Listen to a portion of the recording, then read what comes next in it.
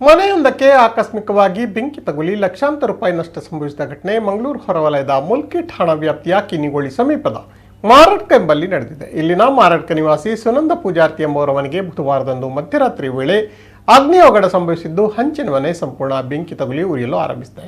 ಈ ಸಂದರ್ಭ ಮನೆಯಲ್ಲಿದ್ದ ಸುನಂದ ಅವರ ಮಗ ಹೊರಗೆ ಓಡಿ ಹೋಗಿ ಅಪಾಯದಿಂದ ಪಾರಾಗಿದ್ದಾರೆ. ಸ್ಥಳೀಯರಾದ ರಾಜು, ವಿಕೇಶ್, ಚಂದ್ರಹಾಸ, ಸುರೇಶ್ ಮೊದಲಾದವರು ಸೇರಿ ಬೆಂಕಿಯನ್ನು ನಂದಿಸಲು ನೀರನ್ನು ಹಾಯಿಸಿದ್ದು ಬಳಿಕ ಅಗ್ನಿಶಾಮಕ ದಳ ಬಂದು ಹೆಚ್ಚಿನ ಅನಾಹುತವಾಗದಂತೆ ಬೆಂಕಿಯನ್ನು ನಂದಿಸಿದೆ. ಇನ್ನು ಘಟನೆ ನಡೆದ ದಿನ ಸುನಂದರವರು ಸಂಬಂಧಿಕರ ಮನೆಗೆ ಹೋಗಿದ್ರು ಎನ್ನಲಾಗಿದೆ.